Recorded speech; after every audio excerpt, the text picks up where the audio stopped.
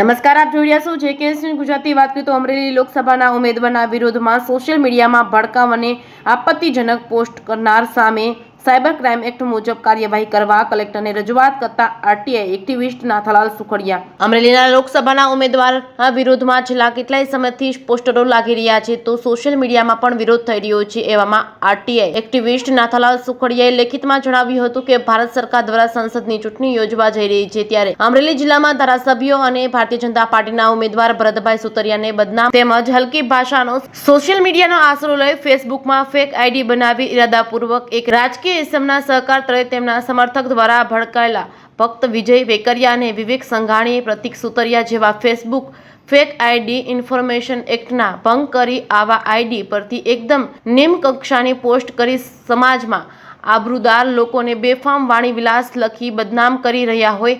આના માટે તાત્કાલિક તપાસ પોલીસ વિભાગ દ્વારા કરવામાં આવે. હકીકત લક્ષી બાબતને ધ્યાને લઈ જવાબદારો સામે કડક કાર્યવાહી કરવામાં આવે તે અંતર્ગત તેમજ અન્ય કાયદા હેઠળ કાર્યવાહી કરવા દેવળિયા ગામના સરપંચના પતિ અને આરટીઆઈ એક્ટિવિસ્ટ નાથાલાલ સુખડિયાએ અમરેલી કલેક્ટર અજય દહિયા તેમજ અમરેલી સાયબર ક્રાઇમમાં લેખિત રજૂઆત કરી છે. JKS ગુજરાતી સાથે જૈનિક સોજિત્રા, અમરેલી. ચૂંટણી તો દર વખતે એની મુદત પૂરી થતાં નાની મોટી ચૂંટણીઓ આવે છે ત્યારે આ લોકસભાની ચૂંટણી અમરેલી જિલ્લા માટે પ્રથમવાર હું જોઈ રહ્યો છું કે દુઃખદ બાબત એ છે. હાલો, રાજકીય રીતે કોઈ પણ ને કોઈ પાર્ટીની અંદર કે કંઈ પણ મતભેદો હોય ત્યારે કોઈ પણ વિરોધ થતો હોય છે, પણ એ મર્યાદામાં હોય.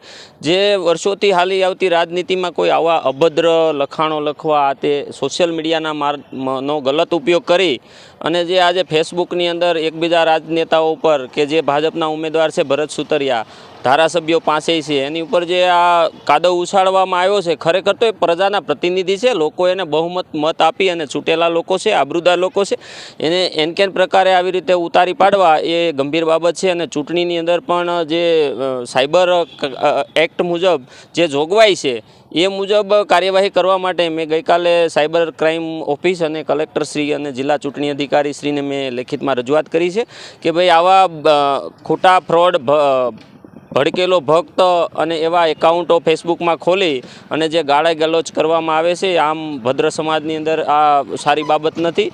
અભદ્ર ભાષાનો ઉપયોગ કરવામાં આવે છે, દારૂડિયા છે, જુગારી છે, સિનારવા છે, એવા એ ગલત વાત છે. એટલે એમના જેના આના ઓપરેટર હોય, જેના દ્વારા સંચાલન થતું હોય અને જેના સંચાલન માટે દોરી સંચાર ચાલુ હોય કે જેનાથી શીખવવામાં આવ્યું હોય કે આવું તમે ફેસબુક એકાઉન્ટ બનાવો અને આ લોકોને બદનામ કરો, એ તમામની સામે પગલાં લેવાય એ માટે મેં ગઈકાલે લેખિતમાં સાયબર ક્રાઇમ ઓફિસને અને કલેક્ટરશ્રીને રજૂઆત કરી છે.